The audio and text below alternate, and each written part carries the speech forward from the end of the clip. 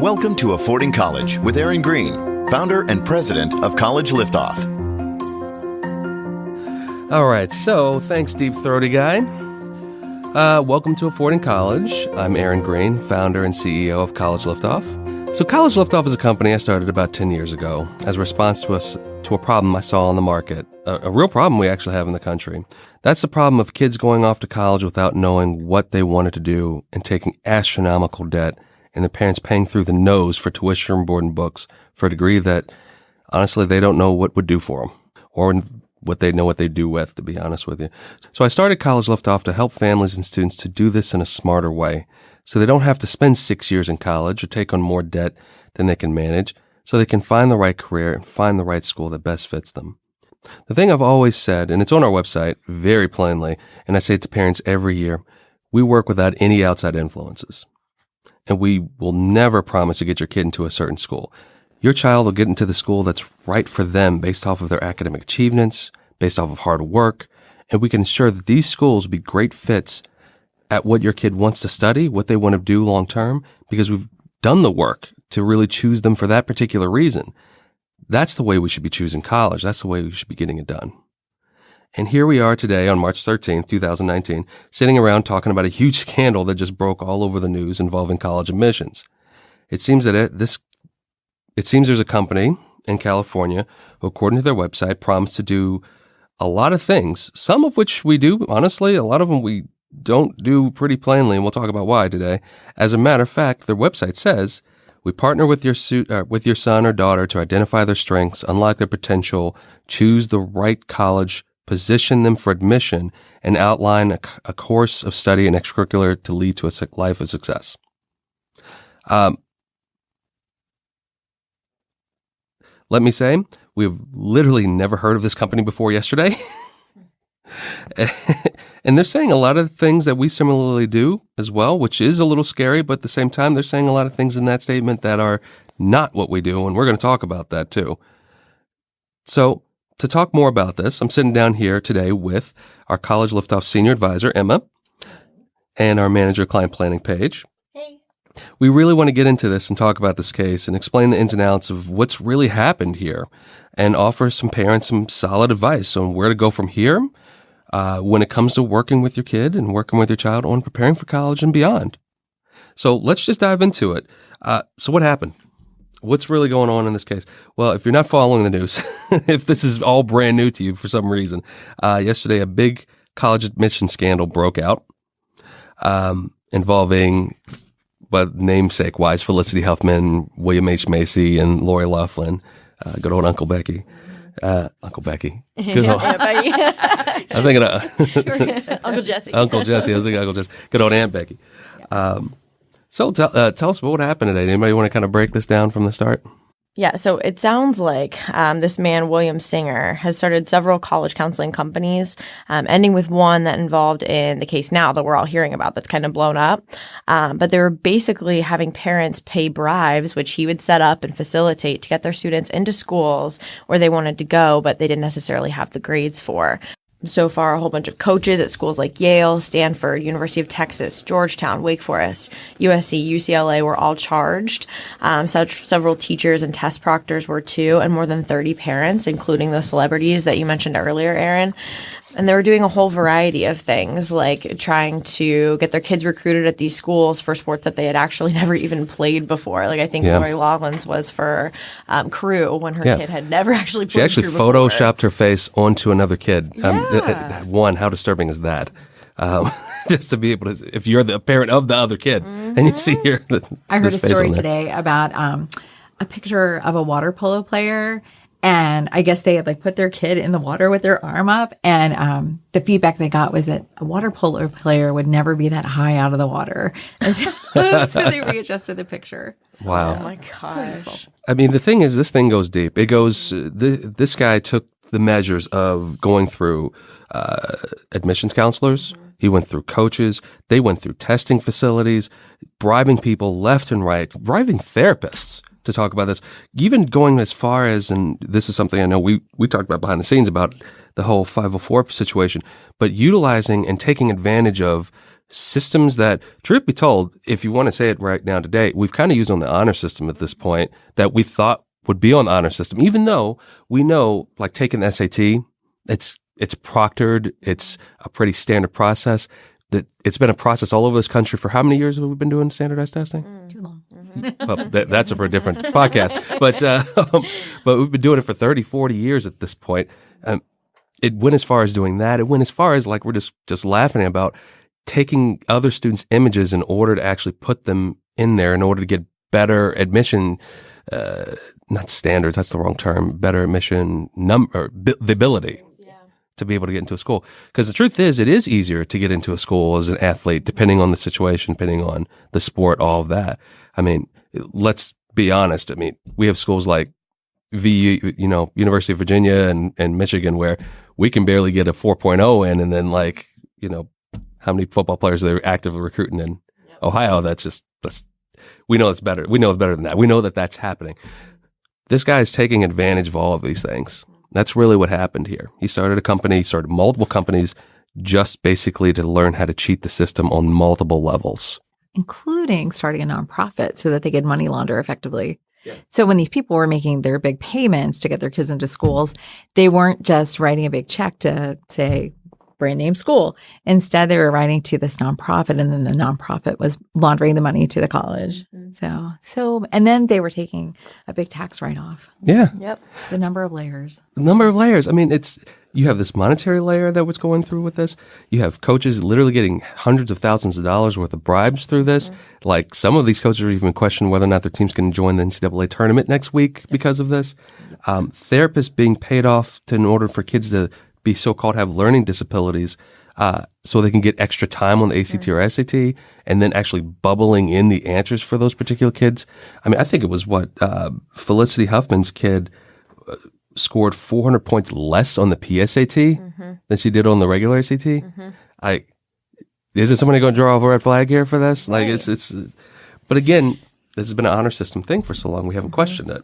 And it's all of that money, too, that was spent to bribe people, do things unethically that could have just been, say, donated to the university in the first place. And they probably would have had a higher likelihood of letting your kid in then.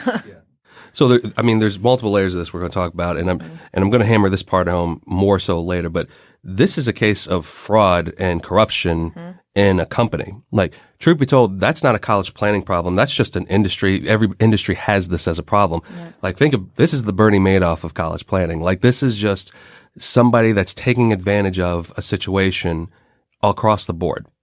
And I think that's what we want to talk about today, especially even from our perspective, because we are college planners. I mean, we make no bones about it. This is what we do. We've built a great, thriving company where we work with students every day about this.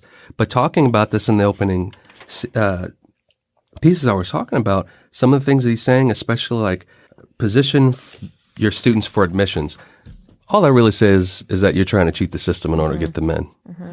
That sounds awfully coded. It sure as heck does. Position anyone to get them in because we find a good fit and the kids have positioned themselves. All of our clients, when they apply, they've positioned themselves and they are ready to join their new freshman class wherever they land. Yeah. That's something I think we talked about in a recent podcast too, is why would you ever want to cheat your way into a university where you don't per se belong anyway? Yeah. If you're cutting corners to try to get in somewhere that you're not even going to be able to be successful, what's the likelihood that you are able to graduate? You've got to cheat your way through that. You're just getting yourself way further into a web of a whole mess. Yeah. I mean, that goes to this whole point of like, did these kids even know? Mm-hmm. And what are their thoughts today? Because you've got, for good, for bad, these are kids, they're more or less, but they are adults, so they're on this fringe. They're sitting in these universities today. Yep. And parents are going to jail. And they're being looked at. One of Lori Laughlin's daughters basically said, like, I don't even care if I go to school. I just want to go there and party and hang out. Like, maybe I'll be there. I just want to hang out on Insta all day and sell products. Which is a whole other separate issue, too. Yeah. But it's like these parents of all these other kids, too, they're just setting their kids up for failure once they do get there because it's like, well, now obviously that this is blown up and everybody knows that you're that kid. Yeah. That's a whole other thing. But the fact that they've probably been struggling in these classes or haven't been doing as well in school in general and thinking, I don't belong here. This whole complex that could probably be built up if they genuinely didn't know about it. But who knows if that's true or not at this point. And that's what I think about. I mean, I think about the message I want our students to have at College Liftoff. I think about the message I want my own kids to hear from me. And it's not that mommy thinks you're not good enough to do your own work, so I'm going to pay somebody to get you into college. I know that my kid is a strong student and she's a strong athlete. And if she goes off to college to play her sport, it's going to be because she works super hard. Yeah. I don't think that I don't know. I don't want to live in a world where my kid thinks that the only way I can do this is if my mom does it for me. If you're entitled to it. And that's the problem here. I mean, Lori Loughlin and her husband, I'm just going to call him Massimo Giannulli. Massimo Giannulli, who of Target fame. So if you've ever seen the brand Massimo at Target, that's this guy. They paid more than $500,000 to get their kids into these schools. I mean, Lori Loughlin stars in a lot of Hallmark movies. This doesn't seem very wholesome to me. I mean, when you're kind of just trying to cheat the system to get them into this through the backdoor methods. But that really goes to, and I want to make this as definitive as I possibly can, why this is different than anything that we do at College Liftoff, and why it's, to us, a fundamental ethical question, is what your kid is capable of in the schools they should be going to don't always align to what you think your kid should be doing. I'll tell you, we've worked with 675, almost close to 700 families at this point. We have 7 cases where it didn't work out right. All 7 of them were because of this very problem, because the parent thought their kid should be at Harvard or Yale or whatever school that they've picked out in their mind that they think is the best thing for their kid without question. When the truth is, it's not about that. College isn't a destination. It's not about the bumper sticker you're putting in your car. I thankfully can use this podcast to talk about that more fruitfully and more openly about that. But we have that as a real problem in our society. We think that this whole thing is about, well, my kid has to go to Stanford or my kid has to go to Duke or things like that just because of the nature of the name. And all we're doing in that regard, if you're thinking along those lines, I know you want what's best for your kid. Like, I understand that. I totally get that. I want the same. But we have to make better decisions for what that really means and what that is. You're not trying to set your kid up for entitlement. At least I don't think you are. At least the parents we work with aren't. They're trying to set the kids up for success and being successful adults, not just having their road paved for them for the next 20 or 30 years so they don't have to sit around and do anything, which is kind of what's happening here with these, not just celebrities, but all these other parents that are trying to push their kids into these schools. We want to make sure that our kids are going to the right school for the right reason. Academically, financially, fit-wise, all those things make the most important piece. I almost kind of feel like, too, this story is perpetuating that bumper sticker problem because... Yes, it is a bumper sticker problem. Yeah. Obviously, the general consensus is that these people messed up and that what they did is not correct. However, I feel like I am hearing a lot of people still buy into this. Well, I get it because they wanted their kid, because of the image problem. They wanted their kid to go to this really high profile university. They didn't want to feel like they fell short, like their kid wasn't as smart, whatever. There's this understanding in what they've done. Nobody's agreeing with it, but they understand why they did it. And that, I feel like, is a big disconnect because there's not so much a reason for, let's just get you into the best possible school if that's not the right school for you. And this whole illusion that if you graduate from Georgetown or USC or whatever, that you're set up so much insanely better than if you go to an Arizona State or whatever school it is. Yeah. It's really about what you make of your education and what you do there. If you get to Georgetown and you never go to class and you never do anything and you never get internships or go out of your way to make the most of your education, then you're not going to be set up for success on the other side. These parents basically just bought their kids a 4-year experience. Yeah. So much of this is about perceived competence. I was looking at another article and it was talking about one of the best regarded law schools in the country is Princeton, which is awesome, except that Princeton doesn't have a law school. And so we really have this idea that like it's got a great name attached to it. Mm-hmm. And I think about the flip of this for me is like, I have a couple degrees. Nobody ever asked me where they're from. I mean, I have a feeling if they were from a more elite college, I might be willing to lead with that more often. But in general, like nobody ever checks my diploma, right? It's not hanging on the wall at work. Nobody ever says, but where did you get that master's? You know, I am known by the work that I do, right? People hire me not because they see, oh, she went to Dartmouth, she must be amazing. Or in my case, she went to Florida State. Look how amazing she is. So I was hired because I have a set of skills, and I also have a degree that indicates to you that I can do a job. And I think about that so often. I just really don't know very many people who are known by the college they went to. I know an awful lot of adults who have been to college, and I know where very few of them actually got their degree. Well, and we know this, and it's something we measure all the time in our practice. We measure, what is it when come out of a program? Average starting salaries. And how do those salaries compare against other universities? There's a reason why, and I actually got this question last week from a parent, why don't you measure mid-career salaries? Because the truth is that has nothing to do with the college at that point. You may have swapped industries at that point. All things have changed. You've worked. Your direct starting salary is the entry point for where you're actually getting based off of the credibility of that university. That's the point of perspective we're looking for. But that changes across the board all over the place. So that example for Princeton with the law school is a perfect example. I love this example. I use it all the time where I always say like, the supply chain management, which is an offshoot of operations and logistics, is actually a pretty prominent degree in business schools now, but it's only been invented probably in the past 10 years, more or less. The second best school in the country, according to U.S. News and Reports, is Harvard in it, which has a 6% acceptance rate. It's extremely expensive unless you can play the financial situation properly with them. Guess where the best school is? It's Michigan State. Michigan State, which has a roughly 70% acceptance rate, is roughly $45,000 a year out of state. We see average discounts, i.e. outside scholarships coming for our students from out of the state at roughly $15,000 a year. So we know we can get the best education in the country at that topic for roughly $30,000 a year and has a 70% acceptance rate because that's the specific program that they're doing a great job, I should say, of putting students in the next level in that. And we can measure their metrics and that we can see the companies they're sending them to. We can see what the average starting salaries look like. We can measure all of those things for direct out-of-college relation to that. If I go to Harvard today and get a philosophy degree, is Honda going to hire me as an engineer? No. So why in the world am I thinking of it like that? Right. That's where we've got to change this mind about this because you're absolutely right. You said this beginning, Emma, like this is a society problem. This is just something that's just been perpetuated based off of a lot of the same misconceptions most people have about higher education, which is, I got to get my kid in the best school. What does that best school mean? Well, I don't know. It's just got to be this name. For what reason?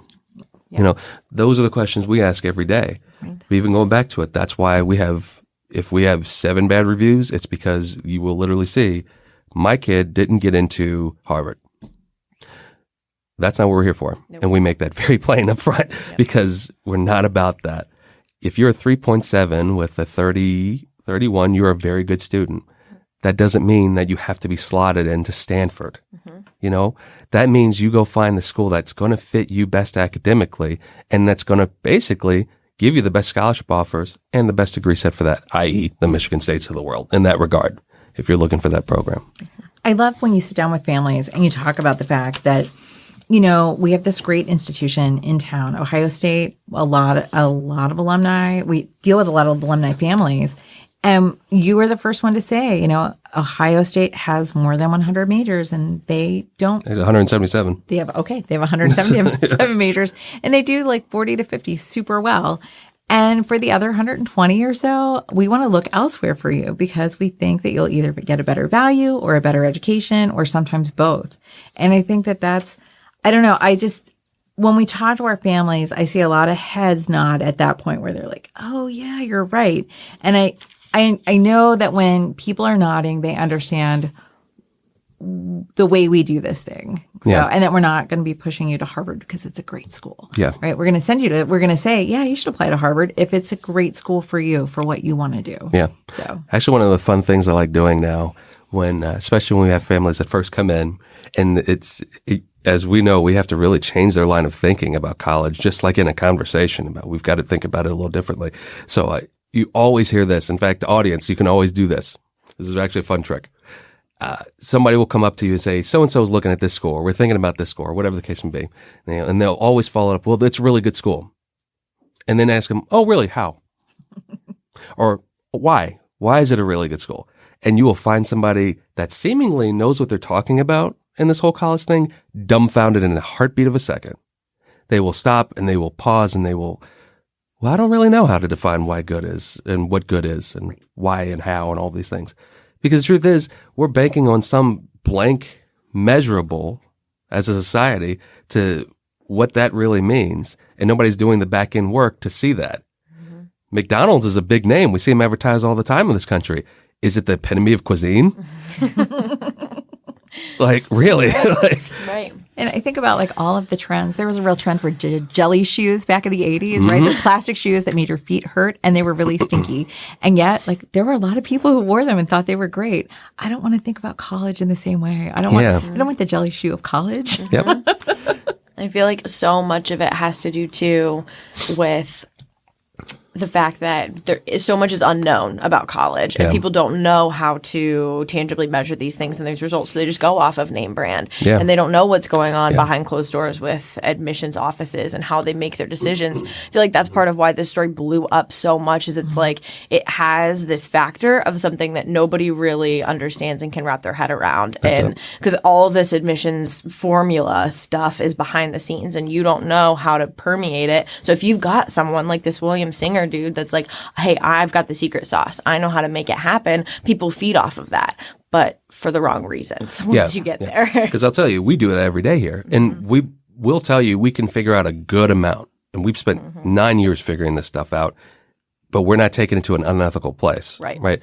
And that's where the separation is here with William Singer in this situation. Again, he's nothing more than a Bernie Madoff of our industry. Right. The problem is for our industry, college planning, it's really young. It's a really fledgling young industry. It's not been around for very long, and there are a lot of mom and pop situations happening out there, and it's ripe for a lot of fraud and a lot of not being, how can I say this, politically, but not politically, not looking out for your best interests. I say this a lot to our staff, which is if you really want to find the root of what's happening, look for what that entity is serving. Look for the master in this regard. So we see a lot of college planning companies out there that honestly, their backing is maybe something financial. They may sell different type of financial vehicles and they put college planning on the door. Well, the truth is the master they're serving is that. Not you as a family. We see some places where they're ex-admissions counselors and that's where they're coming from or that they're serving an entity to be able to kind of get you into a school or maybe, heaven forbid, they're working for a school and they may not tell you and they're trying to filter you in that way. This is why as a company, I've always had us work this way. We work for nothing more than our families, period. I mean, we've got grads. We're in Columbus, Ohio. You can imagine most of our grads went to Ohio State. We have a Clemson grad for crying out loud. And I'm Florida State. We've got a lot of representation, but you'll never see a single banner in our office ever. Because the truth is, and this is going to sound mean, but it's not. I don't care where you go to school. Truth be told, I don't care. So long as it's the right place for you, right situation, perfect, great. This is just a story about fraud. And it's a story about really setting what we think of as setting kids up for success, but it's really setting kids up for entitlement. And that's the real problem here. So third talking point here that we want to really hit. How is this actually hurting hardworking kids? I mean, there are a lot of kids that actually deserve spots at USC, in particular in like their cinematic school. Again, not every school's great at everything. We know that. But we do know, especially in our practice, we know which schools are good at what because we've actually measured that. The cinematic arts program at USC is unparalleled. Like there is no comparison for what you can do there. It's gorgeous. It's, yeah. And not from like a building's campus perspective, from the material that they create is what I mean by gorgeous. Yeah, from the program, ins and outs. Yes. I mean, when you're getting guest lectured by Spielberg, like, I mean, you can't, What are you going to say to that? I mean, but here you have somebody paying off a situation and going through all these vehicles to basically cheat the system, so that way that your kid that may be really a rising film student now doesn't have a spot there. And just to ride my personal hobby horse, just the idea that they were using the getting in as an athlete vehicle just really. Oh, yeah. As the parent of an aspiring NCAA athlete, it just really rankles. I know how hard these kids work. Yeah. I'm in the gym smelling them sweat every day. They're disgusting. Yeah. They work so hard that there's a lot of skin in the game. And to think that your kid is sitting on the bench when my kid could be in there playing I think that's hard for a lot of families to swallow. Yeah. So The faking a learning disability thing is what really burns me up, man. Like, there are so many kids that it is so hard, and they have to jump through so many hoops to try to get those 504s and IEPs written to be able to get extra time to take the SAT or the ACT, and then somebody swoops in here and then is able to bribe to make that happen for their kid, so their SAT score can go up 400 points. Well, and so they can cheat even on top of that. Right. I mean, you know how hard it is to get extra time on the ACT or SAT? I mean, you guys do because we do it every day. But it's not easy. It takes literally therapists and other people to be able to do this. An average working class family can't do that in a heartbeat. That takes real effort for us to be able to make that type of thing happen. But here you throw money at it and rich celebrity type of attitudes at these and all this extra stuff, and here we have it, where you can cheat a system like that. It looks like more than 30 families have been indicted on this. There are probably a few more even to come. And this is just the start of the story. Yeah. One witness even says there may be even about 800 families that have worked with this guy. And this leads into another really great point, because we've actually gotten this question a couple of times over the past couple of weeks. Why we don't have accreditations. And I will tell you exactly why. Because none of them make sense to me, and none of them have a good standard for what college planning should be in the first place anyway. One, it's a young industry, so nobody's really fully defined that. There is no Apple in our space. We're working towards that every day to really be able to come to that at some point soon. But you have situations like this where they can have all the certifications they want on the board. Does it matter? No, because and they did. Singers group had a ton of certifications in the world of college planning, all of this, that, and the other. What does that matter? In the end, what are the standards for this being set that's going to actually make this any better if the standard bearers don't understand what the problem is fully in the first place? And that's my position, is that I've looked at all the certifications that go in this over the past, actually I've been looking at them for about 6-7 years at this point. Not a one of them have really stated the problem as clearly as I feel like it should be defined. Most of it has actually been really saying oh, you need to make sure you have X amount of college visits in a particular year. What's a visit in college going to tell me about that I can't figure out on their website? And top of that, just walking around the campus, that's not going to tell me anything about the strength of the programs they have or what the job placement numbers are going to look like out of it or anything else about it in more in depth. Just to take a walk around campus isn't going to do anything like that. We've been talking about it a lot. And where do we go from here? How can we make sure that that college planning really is an ethical solution for families where they know that their kids are the ones who are going to do the work? We tell them every day, there is a good fit for you and we'll help you find it. That is what I can promise, that I will help you find your best fit. Not that I'm going to make you fit best into the best school I can think of. And so I think that that's part of the conversation that families need to have when they look into college planning. Yeah, absolutely. And the question of promising, we've thrown that around a lot today, and they've thrown it around a lot. Everybody does. The truth is that the promise of not getting you into a certain school is the promise for us to you, saying we're going to promise to make sure you have the best decisions to make in front of you. It's not about, I'd love to wake up in a Porsche be in my driveway every morning. I wish that was the case. That's kind of the same, and truth be told, we're talking about the same cost measurables when we talk about my kid needing to be at a certain school of whatever stature, USC or UCLA or Stanford, whatever the case may be. That's literally what you're thinking in your head, but that's where we've got to really rearrange this and think about this properly, which says that there is a place for good, proper career or college planning and career planning for this. This is what we do every day and why it is still extremely important. You want to, of course, find somebody that's reputable to work with. You, of course, want to make sure that they have a good track record for success. But I'll tell you this, and this is an interesting point because we are super program specific here. I'll tell you, our greatest success story to date, I've sent kids to MIT, I've sent kids to Cornell, all this other stuff. Our greatest success story to date is that I sent a kid from a $25,000 a year private high school to a community college here in this city called Columbus State because it was the right program for the kid. That I will tell you, that is our greatest success story to date because we sent them there, sent the student there for engineering technologies. It was the right overall fit. It was the right overall program. The way it was being done, the way it was administered, and the graduation rates coming out with a job were perfect. And the family understood that. It took a bit because, as you would imagine, it would. You're spending $25,000 a year in a private high school, but that's the right situation. That's what we want to get for each one of our kids, the right place. There's a school in Chicago that I believe is the Walter Perry School, and I want to look at it before I would go. And we may be confusing Walter Payton with maybe Perry. Anyway, So- yeah, Walter. Anyway, there's a great high school that's named after a football player from the Bears. And it's a great school. I think they do a lot of college prep, and they guarantee that 100% of their kids go on to college every year. And I love that.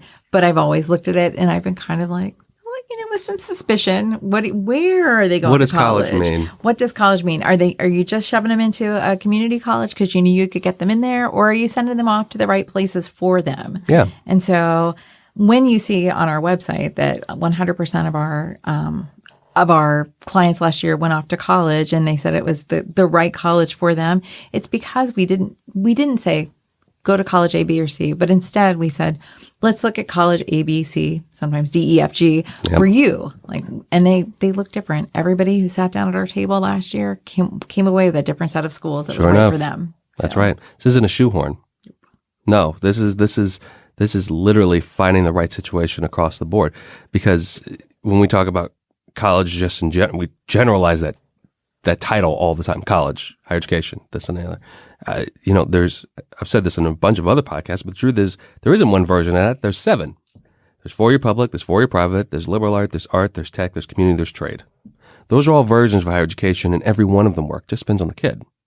So we have a situation like where we can send a private school kid to a community college program because it's the right program for that student. Or we have a student that's interested in marine bio. Well, that's not really prominent here in Ohio, to say the least. So we can find good schools like Eckerd and FIU, Florida Institute, and all these other schools that make more sense that still, one, have a strong program in that we can actually measure, again, because it's measurable results. They're right on the coast, i.e. they're actually doing marine bio, and they offer strong competitive financial aid packages so we still aren't overpaying for the degree, we're paying for it in the right price. And the kid's got to be comfortable there. So we can find these situations out, and every kid's different, and we've got to make sure that that's the case. I can send a kid to any of those schools that is, in the right GPA range, but it doesn't mean you have to go to just Cornell's marine bio program. They're not the only one in town. There's plenty of them. And that means there's plenty of opportunities. 4,000 universities in this country with 200 majors apiece. It's a plethora of choice. Truth be told, that's where people are getting stuck. And I completely understand that. The plethora of choice, it's literally a Google problem of choice that people are running into. That's where good college planning can help, really to be able to sift through those options. Again, in order to find the good one, in order to find somebody that's reputable, just do your homework and ask them really poignant questions. How are you going to help our kid? What does your career development work look like? How does that really play into a factor of this? What do the financials look like for us, and how can we really get the most out of a school on the financial side through inside scholarships and position ourselves better with that? But again, it's not about guaranteeing anything. It's about looking through options.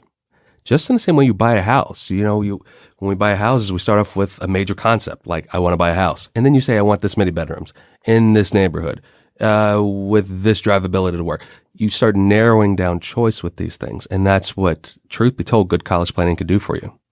Not creating some Bernie Madoff scheme of bribing people left and right in order to make your kid get into a school that, truth be told, they had no business being in the first place. I mean, I look at it as they definitely played the odds at this other company, right? Where they're like, hey, if you go as an athlete, you may get in. Hey, if we take extra time, we may improve your test scores. And we play the odds too, but we play the odds by picking schools that look at you as a viable candidate. We play the odds by making sure that you are doing everything to maximize yourself as a brand, as a person, as a candidate. We make sure that you come out with a great resume, that you've been thoughtful about the courses that you take. We make sure you get great letters of recommendation, all the things that you should do, but we maximize the things that you personally can do as a student. We don't help you cheat your way in. We just make sure that you're the best version of you that you're presenting to the universities. Yep. Gotten that question more than a few times from parents, which is, how can you help my kid maximize getting into the school? And the answer that I always have to that, and I'm very point blank about it, is nothing. Right. Your kid is who they are. Yep. And that's just fine. I think that's the thing. It's just fine. Mm-hmm. There are plenty of schools that are just right for your kid. It may not be the Ferrari you have in your head, because that's not realistic.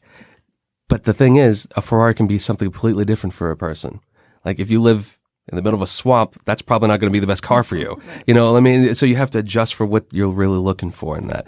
And that's where we stand with this. I want to make sure that happens. We make sure you have a 70% chance of getting into these particular schools in your national list. Make sure you have a good backup regional program list, so that way we can make sure that that's still solidified. We understand what the financials look like from the endowment structures and non-based gift aid numbers, so we can use that as a measurable. All this stuff is just data. Like there's nothing that we're not using. Magic. There's no magic to this. That's it. This isn't some concoction. There's no deception. Like, yeah. No one has to try to deceive. Like the numbers are what they are, and we look at the numbers and we slide you in the right spot. Yeah. Yeah. That's really what it is. So any closing thoughts on any of this? I think the last piece that you said is super important. Like if you're thinking about hiring a college consultant, do your homework before. I think that's something that you've made no bones about in the past. Go out, look at what the other options look like and compare them to us, and make sure that you're finding the right fit. At the end of the day, we believe it'll be College Liftoff, but make sure that you know what you're buying before you do buy it and sign on, and that it's matching up with your expectations. I'd agree with that. And I'd say that, again, just make sure that nobody's overpromising. So there's a lot of work involved in this, even for our really strong kids who come in with a high GPA and a great ACT score. They do a lot of work. I think about the kids that we've reviewed 8 bajillion essays for and help them prep for interviews and help them find the right schools. And they've done their school visits and done all of this. They work really hard. Yeah. If somebody's offering you like an easy, like we're going to get you into one of your top 3 schools, think really hard about how they're making that happen. Yes. And whether or not your student's going to feel really great when they walk onto campus on the first day. I mean, you might feel great about it, but will they feel like they did their work, that this was about them? Mm-hmm. Because I don't know, I'm just reading too many anecdotes about kids who feel pressured to create a resume that pleases their parents, that indicates that their parents have been successful parents, rather than they are successful people who are going to be awesome adults in life. That's so true. It's what's your driver? I think I mentioned that earlier. Like, what's your master here? What's really driving this whole thing? Is it the best outcome for your student, or is it? I mean, we keep saying it. We always keep saying it. Or is it the awesome bumper sticker you get from it? And again, that can sometimes be misconstrued or misinterpreted as you want or don't want what's best for your kid. When the truth is, of course you want what's best for your kid. I think it's just realigning what that best really looks like at the collegiate level, because it is a very different thing than it was 10 years ago. I mean, nonetheless, 20 or 30. It's very, very different. The way it's connected to the work world. I mean, how often do we hear the jobs your kids will get aren't even invented yet today? That's partially true. There's some true validity to that, but a lot of it, they're still in the roots of this, but we see a lot of them being invented now. And we've seen such an expansion in the data analytics and analyzation worlds through MIS, CIS, IT, all these different fields. Even library information sciences have gotten more into data analytics. I mean, you can just see expansion of fields that do grow. And the truth is, you don't have to know this stuff as a parent. This is what, we are here for, like this, in order to help you through that. But the truth is, and Paige, you're absolutely right about this. Like, there's no magic to this. And if it sounds too good to be true, it probably is. Mm-hmm. If somebody's saying, like, we can go get you into this place or that place, it's probably something's up with that. Just in the same way, if you're talking to somebody that's saying, oh, I know I can take your money and go triple it next week, and they end up taking it to, like, the racetrack or something like that. Like, there's fraud everywhere. This is no different. This is just looking at it through the lens that we see it every day. And I want to make sure that people feel comfortable with that and understand that this is just a fraudulent situation for a guy that's just a big jerk. And for a lot of parents that, may have thought they were doing the best thing for their kid, but the truth is it was an unethical place to be. So in summation, this is a heavy case and it's probably not going anywhere. We've heard a lot about it and we probably still will for a while. So long story short, what we're saying, just be informed, just keep asking really good questions. And you don't have to be directly local to work with a good college planner. We work with students all over the country. Just as a good example. We even had a student in Belgium for crying out loud this past year. I have a kid studying abroad in Belgium right now, a girl that was in Chile last year, and then a student that I work with in Chicago who lives there, and then a student that I work with in Florida. Yep. Lives there. So good college planning knows no boundaries. It's something nicely that can be done from truthfully anywhere. The trick is though that you have a guided hand through it, that you still can develop a good relationship personally one-on-one. I think that's where a lot of where we are as an industry gets a little shuffled because truth be told, you're not going to solve this by a website. And that's kind of the hang up is that, a lot of families still think like, oh, we can go use this site or this. When's the last time you bought a house through a website? When was the last time you bought retirement through a website? Mm-hmm. Truth be told. And any good financial planner or financial advisor would tell you that's absolutely ludicrous because it takes a good measured hand to help you through buying an asset of that size. And make no mistake, college is an asset of that size. And cost and structure and what you need to do with it, all of that. So knows no boundaries. Just ask good questions.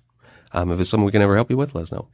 So thank you for being on with us for this more or less rapid response to the situation that we're facing here with this crazy collegiate bribery scandal going on.